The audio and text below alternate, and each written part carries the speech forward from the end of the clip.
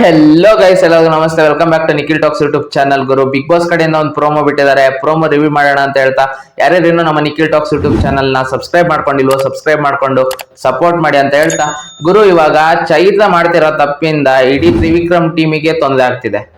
ಚೈತ್ರ ಮಾಡ್ತಿರೋದು ತಪ್ಪು. ಇವಾಗ ನೆನ್ನೆನೂ ನೀವು ನೋಡಿರ್ತೀರಾ, ಮಾತಾಡೋದಕ್ಕೆಲ್ಲ ಫೌಲ್ ಕೊಟ್ರು. ಯಾಕಂದ್ರೆ ರಜತ್ ಅವರು ಕೊಟ್ಟಿದ್ದು ಫಸ್ಟ್ ಗೇಮ್ ಅಲ್ಲಿ, ಅದಕ್ಕೆ ಇವರು ಅದನ್ನ ತಗೊಂಡ್ರು. ಅದ್ರ ಬಗ್ಗೆ ಏನು ತೊಂದರೆ ಇಲ್ಲ. ಆದ್ರೆ ಸುಮ್ನೆ ಒಂದೊಂದ್ ಮಾತಿಗೂ ಹನುಮಂತಣ್ಣ ಏನಾದ್ರು ಒಂದ್ ಮಾತಿಗೂ ನೀವು ಆತರ ಫೌಲ್ ಕೊಡ್ಕೊಂಡು ಹೋದಾಗ ಅವ್ರಿಗೆ ಟ್ರಿಗರ್ ಆಯ್ತು. ಅದು ಚೈತ್ರಕ್ಕ ಮಾಡಿದ ತಪ್ಪು ಅಂತ ಅನ್ಸ್ತು. ಇವತ್ತು ಕೂಡ ಈ ಪ್ರೋಮೋದಲ್ಲೂ ಕೂಡ ಚೈತ್ರಕ್ಕ ಮಾಡ್ತಿರೋ ತಪ್ಪು ಅಂತ ಕ್ಲೀನ್ ಆಗಿ ಕಾಣ್ತಿದೆ. ಯಾಕಂದ್ರೆ ಅದೊಂದು ಟಾಸ್ಕ್ ಕೊಟ್ಟಿರ್ತಾರೆ, ಅಂದ್ರೆ ದಿಂಬ್ ಇರುತ್ತೆ. ಆ ದಿಂಬಲ್ಲಿ ಒಂದು ಚಿತ್ರ ಬರೆದಿರ್ತಾರೆ. ಅದನ್ನ ಹುಡುಕಿ ಅವ್ರಿಗೆ ಯಾವ ಚಿತ್ರ ತೋರಿಸಿದಾರೋ ಅದನ್ನ ತಗೊಂಡೋಗಿ ಅಲ್ಲಿ ಕೊಡ್ಬೇಕು ಆ ದಿಂಬ್ನ. ಅವಾಗ ನೀವು ಆ ಗೆರೆ ದಾಟಿದ್ರಿ, ನೀವು ಗೆರೆಯಿಂದ ಹೊರಗ್ ಬಂದ್ರಿ ಆ ಪಿಲ್ಲೋ ತಗೊಂಡವಾಗ ಅಂತ ಎಲ್ಲ ಹೇಳ್ತಾರೆ ಚೈತ್ರಕ್ಕ. ಅವಾಗ ಹನುಮಂತಣ್ಣ ನನ್ ಗೆರೆ ದಾಟಿಲ್ಲ ಅಂತ ಅವ್ರು ಹನುಮಂತಣ್ಣ, ಇವ್ರು ನೀವು ಗೆರೆ ದಾಟಿದೀರಾ ಅಂತ ಚೈತ್ರಕ್ಕ. ರಜತ್ ಅವ್ರು ಏನ್ ಮೋಸ ಗುರು ಈ ಅಮ್ಮಂದು ಅಂತ ಅಂತಾರೆ. ಯಾಕಂದ್ರೆ ಎಲ್ಲದಕ್ಕೂ ಪ್ರತಿಯೊಂದಕ್ಕೂ ನೀವು ಫೌಲ್ ಕೊಡೋದು.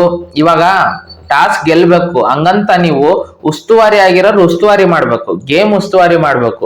ನೀವು ಟೀಮಿಗೋಸ್ಕರ ಡಿಸಿಷನ್ ತಗೊಬಾರ್ದು, ನೀವು ಗೇಮಿಗೋಸ್ಕರ ಡಿಸಿಷನ್ ತಗೊಬೇಕು. ಗೇಮ್ ಯಾವ ರೀತಿ ಇದೆ, ಅವ್ರು ಯಾವ ರೀತಿ ಆಡ್ತಿದ್ದಾರೆ ಅನ್ನೋದಕ್ಕೆ ನೀವು ಡಿಸಿಷನ್ ತಗೊಬೇಕು ಹೊರತು ನೀವು ಟೀಮಿಗೋಸ್ಕರ ಟೀಮ್ ಗೆಲ್ಬೇಕು ಅಂತೆಲ್ಲ ಮಾಡಬಾರ್ದು.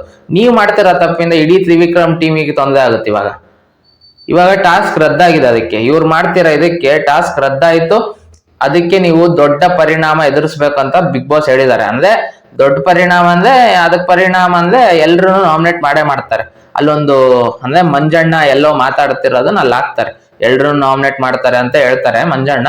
ಅದನ್ನ ಆ ಪ್ರೋಮೋದಲ್ಲಿ ಕಟ್ ಮಾಡಿ ಹಾಕ್ತಾರೆ.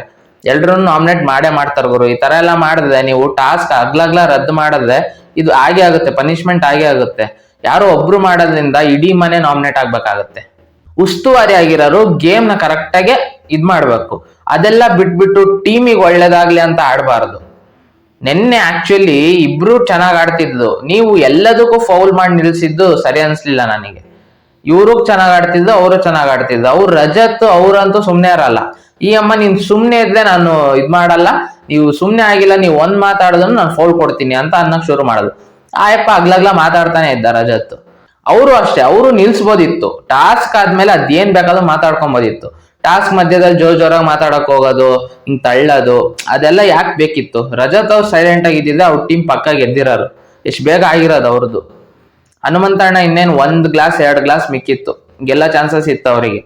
ಅವ್ರು ಮಾಡಿದ ತಪ್ಪಿಂದ ಅವರೇ ಸ್ವತಃ ಮಾಡ್ಕೊಂಡಿದ್ ತಪ್ಪು. ಚೈತ್ರ ಅವರು ಅಷ್ಟೇ, ಸುಮ್ನೆ ಎಲ್ಲದಕ್ಕೂ ಫೌಲ್ ಕೊಡಕ್ ಆಗಲ್ಲ ಒಂದೊಂದ್ ಸಣ್ಣ ಮಾತಿಗೆ. ಆದ್ರೆ ಅವ್ರು ಆ ರೀತಿ ಕೊಡ್ತಿದ್ದು.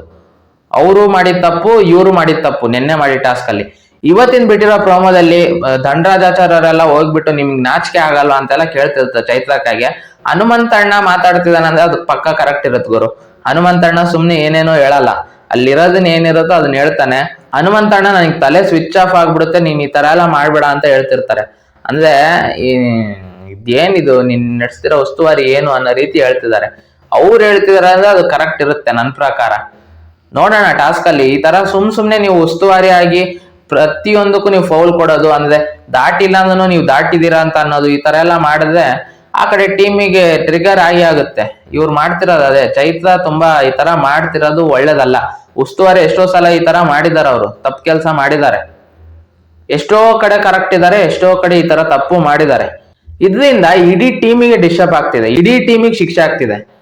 ಇದ್ಯಾಕೋ ಸರಿ ಹೋಗ್ತಿಲ್ಲ. ಚೈತ್ರ ಕುಂದಾಪುರ ಅವರು ಕರೆಕ್ಟ್ ಆಗಿ ಮಾಡ್ಬೇಕು ಉಸ್ತುವಾರಿ. ಈ ತರ ಎಲ್ಲ ಮಾಡಿದ್ರೆ ತುಂಬಾ ಕಷ್ಟ ಆಗುತ್ತೆ. ಜನರು ಜಡ್ಜ್ ಮಾಡ್ತಿರ್ತಾರೆ, ಜನರಿಗೆಲ್ಲ ಕ್ಲೀನ್ ಆಗಿ ಕಾಣ್ತಿರುತ್ತೆ ಯಾರು ತಪ್ಪು ಮಾಡ್ತಿದ್ದಾರೆ, ಯಾರು ಬೇಕಂತ ಯಾರ ಪರವಾಗಿ ಹೋಗ್ತಿದ್ದಾರೆ, ಇಲ್ಲ ಯಾರು ಸುಮ್ನೆ ಕೂಗಾಡ್ತಿದ್ದಾರೆ ಕರೆಕ್ಟ್ ಆಗಿ ಆಡ್ದಂಗೆ ಅನ್ನೋದು ಕ್ಲೀನ್ ಆಗಿ ಗೊತ್ತಾಗುತ್ತೆ. ಈ ತರ ನೀವು ಮಾಡೋದ್ರಿಂದ ನಿಮಗೆ ನ್ಯೂಟ್ರಲ್ ಓಟ್ಸ್ ನೀವು ಕಳ್ಕೊಳ್ತೀರಾ. ಅಂದ್ರೆ ಫ್ಯಾನ್ಸ್ ಹಾಕಿ ಹಾಕ್ತಾರೆ ಓಟ್ಸ್.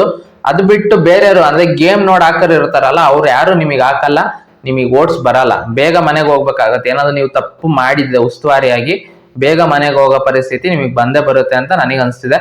ನೋಡೋಣ ನೆಕ್ಸ್ಟ್ ಪ್ರೋಮೋದಲ್ಲಿ ಏನ್ ಬಿಡ್ತಾರೆ ಬಿಗ್ ಬಾಸ್ ಅಂತ. ಪ್ರೋಮೋ ರಿವ್ಯೂ ಕೂಡ ಮಾಡೋಣ ಅಂತ ಹೇಳ್ತಾ, ಈ ವಿಡಿಯೋ ಇಷ್ಟ ಆಗಿದ್ದರೆ ಲೈಕ್ ಮಾಡಿ, ಶೇರ್ ಮಾಡಿ, ಮತ್ತೆ ಸಬ್ಸ್ಕ್ರೈಬ್ ಮಾಡ್ಕೊಳೋದು ಮರಿಬೇಡಿ. ನಮ್ಮ ಚಾನಲ್ನ ಸಬ್ಸ್ಕ್ರೈಬ್ ಮಾಡ್ಕೊಂಡು ಸಪೋರ್ಟ್ ಮಾಡಿ ಅಂತ ಕೇಳ್ತಾ ಮತ್ತೆ ಇನ್ನೊಂದು ವಿಡಿಯೋ ಅಂತಿಗೆ ಬರ್ತೀನಿ ಗುರು.